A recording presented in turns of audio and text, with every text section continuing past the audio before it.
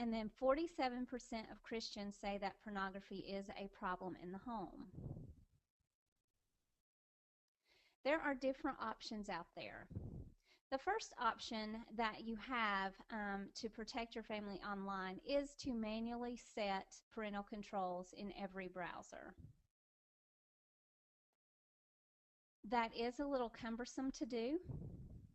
It is easily hacked by your children and other family members. They can very easily get around that. And if there's a new browser that comes out on the market and you don't know about it before your child does, then they've downloaded the new browser and they can go anywhere they want to.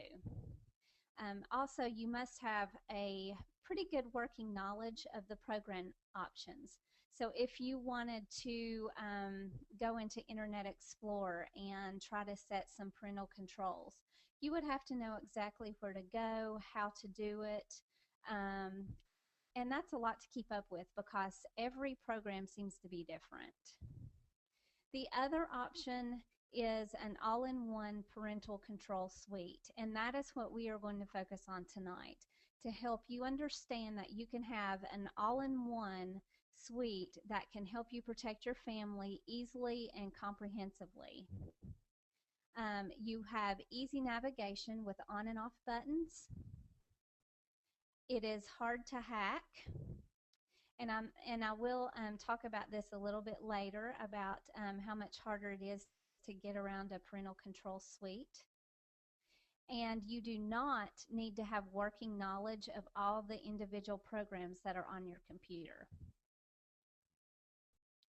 So the first thing we can talk about that comes with parental control software is a filtering and age template. You'll see that on the right-hand side of my screen. We'll go through this a little bit. First, at the very top, you'll see different icons that look like little people, and that's where you can set a profile for each family member that you have. And this is unlimited. If you have 10 people in your household, you can set up 10 different profiles. And that way, when your child logs onto the computer, it will load up that child's settings so that if they're a child in the 9 to 12-year-old range, they are protected at that level. There are also age templates.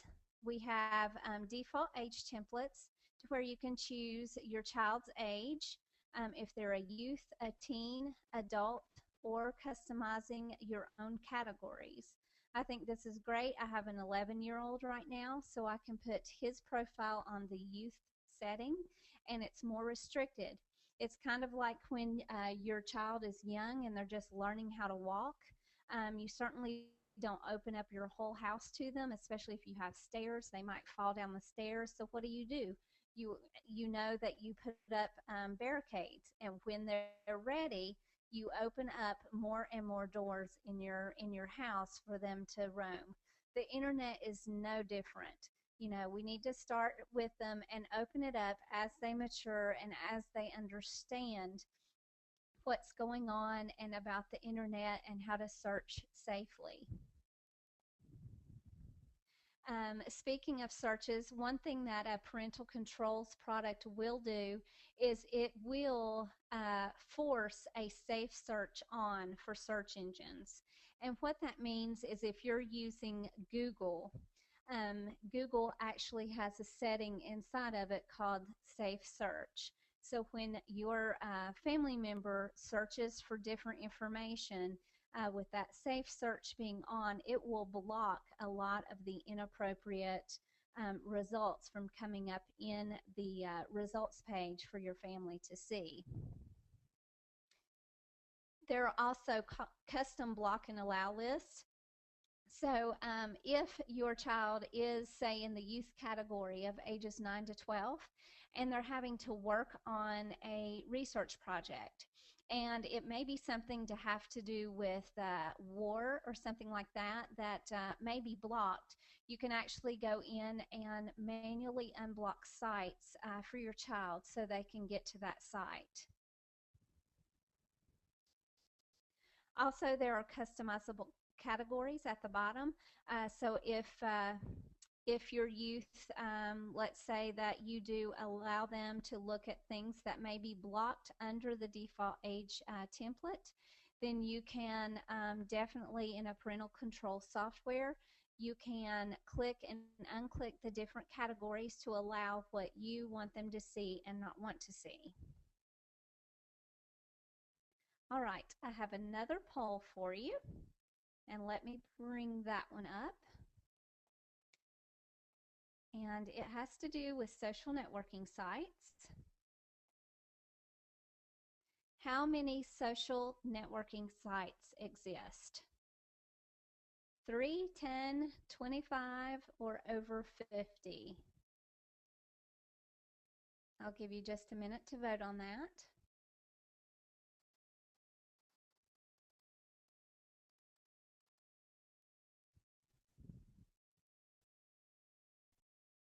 All right. 20% of you said 10, 40% said 25, and 40% said over 50. The answer to that, surprisingly, is over 50. There are a ton of social networking sites. A good parental can help you manage social networking for your child. For me, like I said, I have an 11-year-old, and he's not allowed to have a social networking sites yet. And part of that is because of the age. Some sites do say that you have to be 13 years and older. Maybe your child is over 13, and maybe they have given you the username and password to a Facebook page. A lot of times what we don't realize is our children will give us the username and password of the Facebook page they want us to see, but then they may have made another Facebook page that they don't want us to see that they really use. So that's not uncommon. I have seen even a couple folks of mine that I know, they have two different social networking sites. One is more personal, that they share more intimate information with, and one of them may be one that only they post very limited information, and it's one that they turn into their HR department, because a lot of businesses do have an HR policy now about social networking, and a lot of them track your social networking sites to see what you're posting. So the good thing about some of the parental control software out there is you do not need to know your child's passwords. For Bsecure, we have written our software so that when your child logs into a social networking site, and we track currently over 80 social networking sites, it will automatically grab their username and their password. So when you come into your control panel and you want to look at their social networking activity, all you have to do is go to the area under username, and you'll see their username and which site it is, whether it's Facebook, MySpace, or Twitter. And if you click on that username, it will automatically log you into your child's account. And it's just like you were the child logging in. You have full access. You can see their friends. You can delete unapproved friends. You can change their privacy settings. You can delete inappropriate posts been placed on their wall. Anything the child can do, you can do at that point.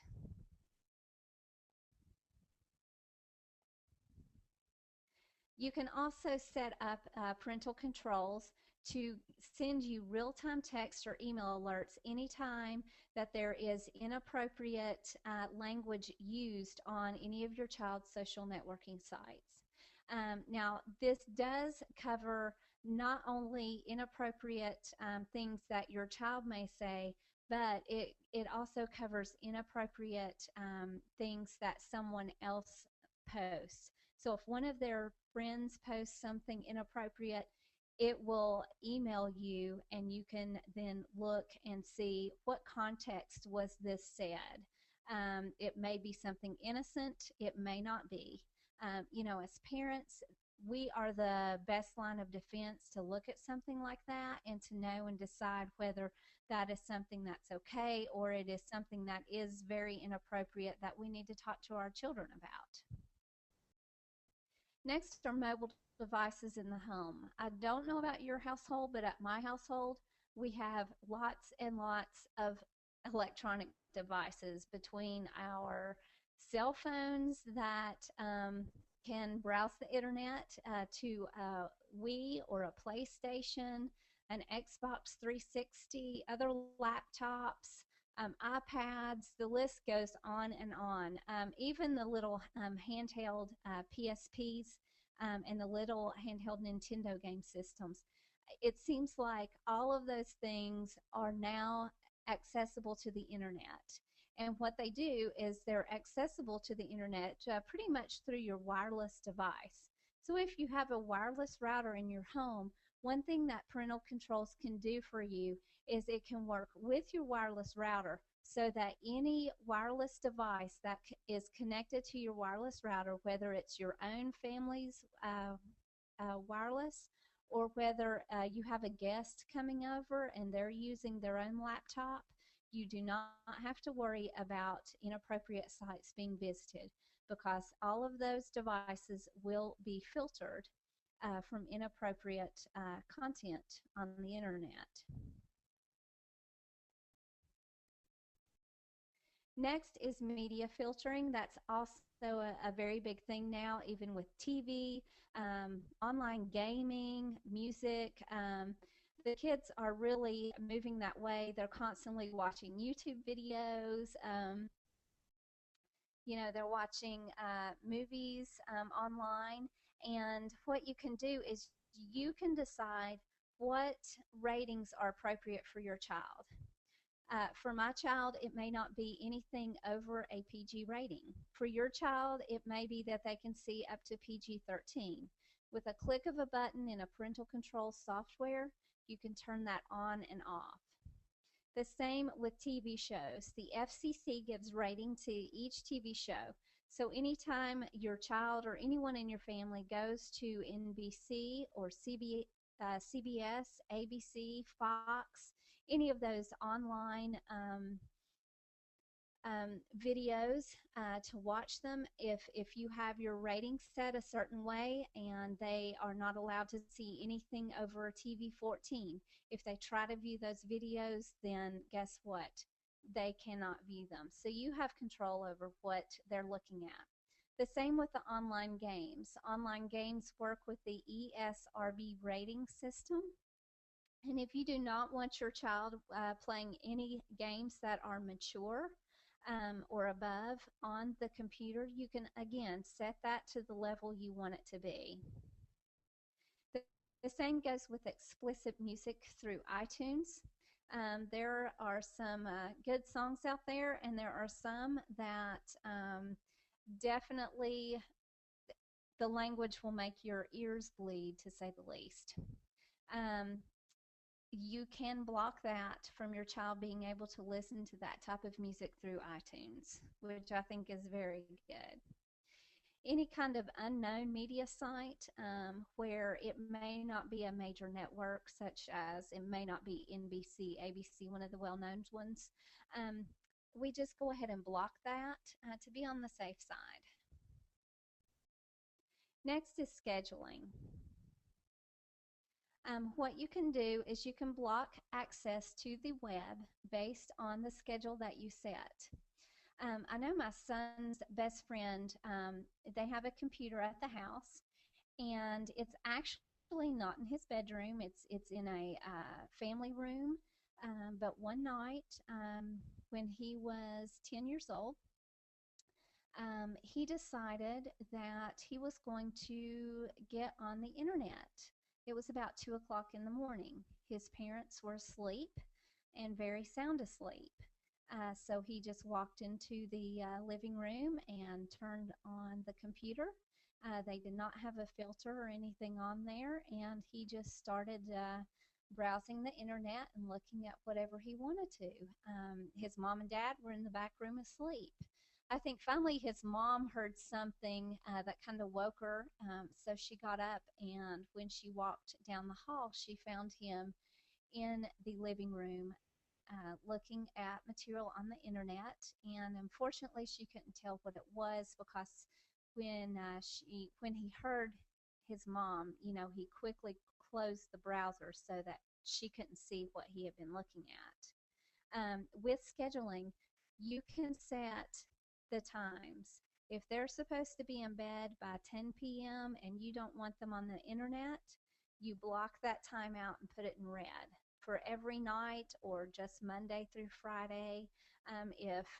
If they're supposed to be at home alone and you don't want them on the internet when you're not there and you're still at work, say from 3 to 5, you can set that as well.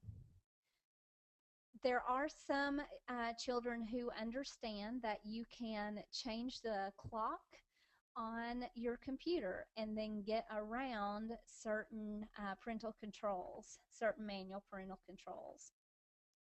What a good parental controls program will do for you is they can change the clock on the computer all day long. And guess what? It does not affect your parental control software, and it will not mess up the schedule so that they can get on, because the computer clock for our software actually synchronizes with our servers. So that is a hack that they cannot do. Next is real-time parental alerts. We talked about this a little bit with social networking, but it's not just with social networking. You can also have software alert you whenever your children attempt to go to an inappropriate site. It is in real time, so if they are trying to get to a pornographic site, it will automatically send you a message right then, and you can immediately contact them and say, hey, what's going on? I just got an email, and you're not supposed to be going to these sites. Again, you can set it for the sites, or you can set it for the social networking inappropriate language. Next is accountability. We all face temptations. And for some of us, it can be a struggle. For some of us, it can just be an integrity type thing. Maybe you're in the ministry, or you have a very high profile job, and you don't want anyone to think that you're doing anything that could be construed as bad on the internet. So what you can do is you can have an accountability account set up with many of the parental control software. And what that means is someone else holds the password. That means if you get to a site that is blocked, if you do struggle and you're trying to get to Playboy or one of the other inappropriate sites, it does not give you the option to put in a password and get to that site, nor will it allow you to go into the software and put it on the allow list. If you try to uninstall the software, you must have the master password to uninstall it. And this also works with your children on the uninstall. Some of them will try to uninstall the software package, thinking, well, I'll just take this off the computer and then I can do whatever I want to. And the good thing about it is you must know the master password. If you don't, then you're not going to be able to uninstall it. We had a father call us one day, and he was so upset because his child did have a problem with pornographic sites. And he had tried numerous parental control software out there, and every single one he put on, it seemed like in no time his child was breaking it down and getting around it and getting to wherever he wanted to go. So we said, you know what? We understand you're very frustrated, and you've tried a lot of different things. Let us give you a free trial of our software and just try it and see if he can get around it. And if so, we want to know. We'd love to know how he got around it, what he did, because we want to fix that. And he called us back within a couple of weeks and said, you're not going to believe this, but he has not been able to get around the parental control software. and it has been wonderful. So we're very pleased to be able to help in that. Back to the accountability side, you've got real-time alerts here as well. So if you are struggling and you have an accountability partner and you're trying to get somewhere that you shouldn't be in a time of weakness, guess what? They get that real-time alert. They can immediately call you on the phone when you need help and when you need that friend and say, how can I help you? What's going on? What are you struggling with? Let's talk about it. Meet me at the coffee shop, and just help them through that time in their life, which I think is just so important. There are numerous things that we can do, and one thing as a parent I really want to stress is that even with a very good parental control software, we can't just rely 100% on parental control software. We can't just say that that's our babysitter. So I want to just talk about some additional things that we do need to be doing as parents. First of all, we need to be proactive. Don't wait until something bad happens. Unfortunately, about 85% of our customers come to us after something has already happened, after their husband or wife has been found out and is addicted to pornography, or after the child has been exposed. Again, going back to that crawling and walking thing, be proactive, set the boundaries while they're still young, and expand them as they grow. Openly discuss with them the good and the bad of technology. They need to know, yes, this is wonderful. Yes, this is fun. There's some hilarious YouTube videos out there.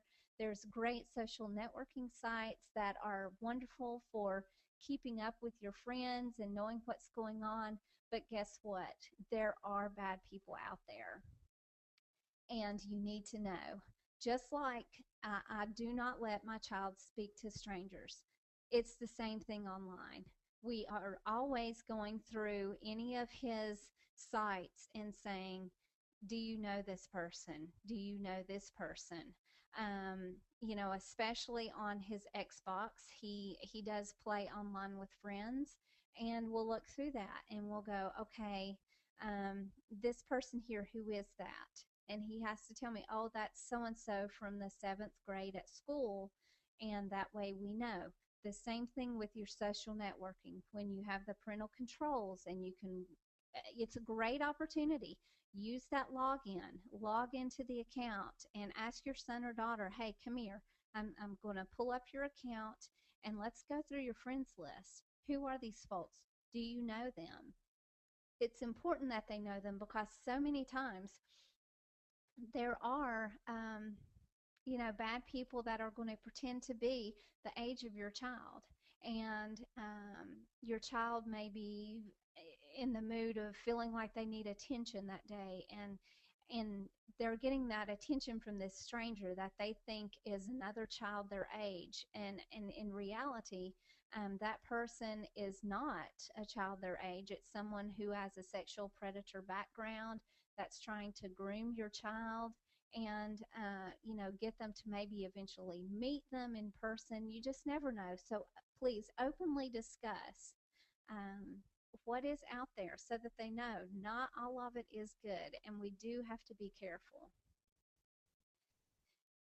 Another thing is, don't be afraid of technology. Learn. Use your child to help you learn. One thing, I'm not a video game person. My son loves video games. I could care less if I ever picked up a controller in my life. It would not bother me if I didn't. But I do take time, and I sit down with him and watch him play some of his games. And as he's going through the menus, I'll stop and go, wait, go back just a minute. What was that? What does that mean? What does that do? And then he's teaching me by explaining to me, oh, well, Mom, this is what this does. Isn't that neat? You can go in here and do this and do that. So, we don't have to know every little thing about every program, but we can know the basics. And especially, with a parental controls tool to help us have everything in one place, I think that's wonderful. It kind of takes a lot of pressure off of us. But don't be afraid.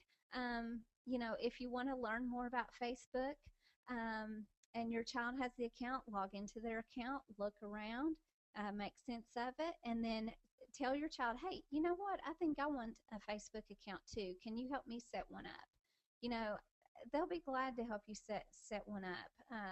There are occasions when some will not, and I am hearing that a lot more children are not friending their parents on the social networking sites. So that might be an issue, but in a lot of cases it's not. It's a good learning experience. Establish an internet safety contract with your child. What are the rules going to be?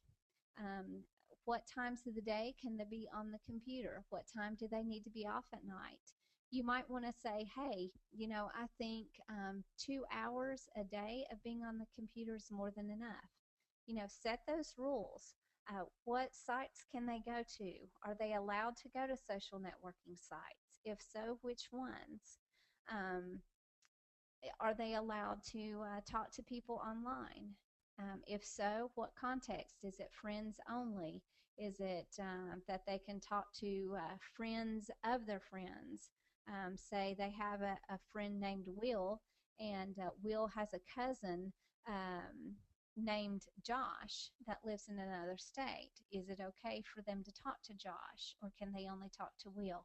Just putting all those things out front. Have a plan for reporting bad experiences. Bad experiences are going to happen. We are just in such an online world with technology everywhere. It's going to happen just like in real life on the playground. Every once in a while there's a disagreement. Every once in a while there's a fight. It is no different online.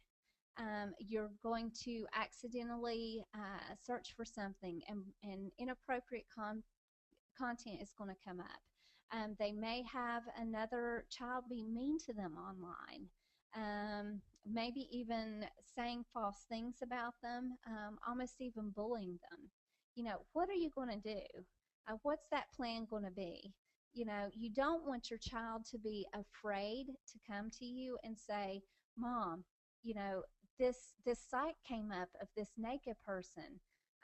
What am I supposed to do? They should know this may happen sometime, and it's okay. Don't get upset. I'm not going to yell. I'm not going to be upset with you. Just come get me, and I'll look at it, and we'll work on it together. And definitely when they get into social networking, no, anytime someone says anything that hurts your feelings or anything untrue, don't jump in and start an argument online. Come to me first. Let's look at it. Let's talk about it. And then, I as the parent will decide how we can handle this. Your family is definitely worth it. And we do have resources available on our website, which is bsecure.com. And I hope you'll check that out. We have some internet safety contracts that you can download. We have a top 10 list of what you should be looking out for when you're online, as well as some other information on there, such as privacy settings on social networking sites and different things like that, just to help your family know what you can do. And I hope that you will take this presentation tonight. And if you've not done anything yet, whether you use Bsecure or another parental control software, please considering taking that proactive step today and start protecting your family online. At this time, I'd like to open up, and if you have any questions at all, I'd like to answer those now. So I will unmute everyone, and feel free to Unmuted. any questions, or if you want to chat those questions to me, we can do that as well.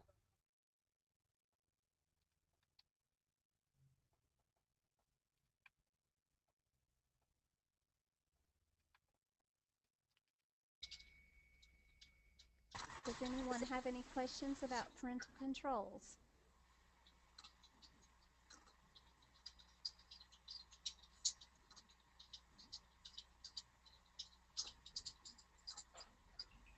I know it's a lot to take in, but it's definitely a good investment. Um, I know you can get parental controls usually around $50 for a full year.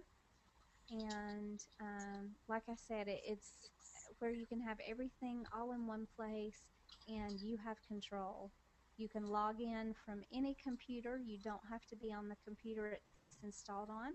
A lot of times there are web interfaces, so you can just go to that web interface and type in your username and password, and you can look at reports, see where your child has been going on the internet, see what search terms they're looking for, see what social networking sites they're going to, all from just any internet connection.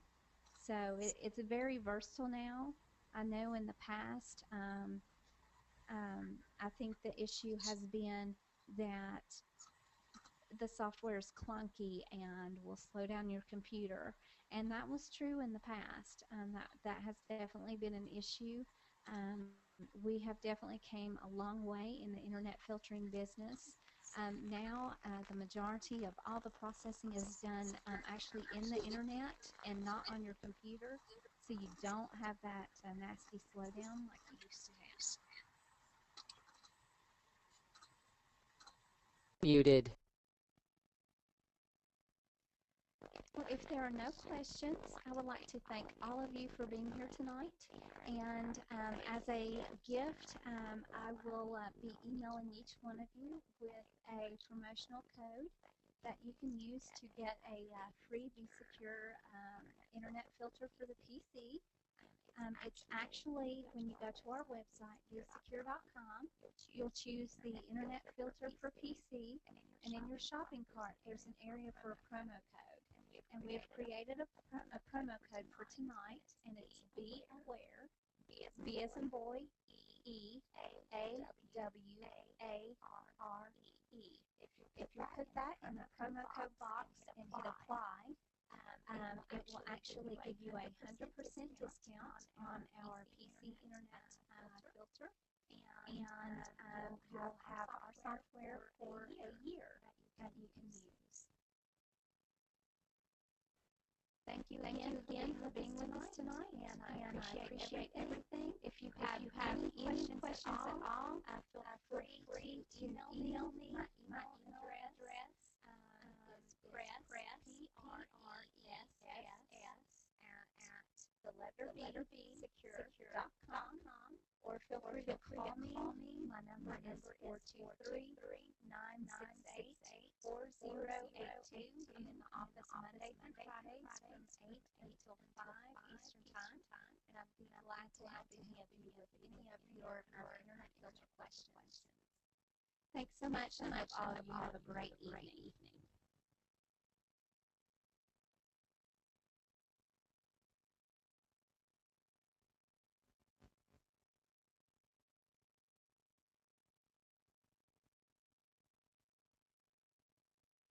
The organizer has ended the session, and this call will be disconnected. Goodbye.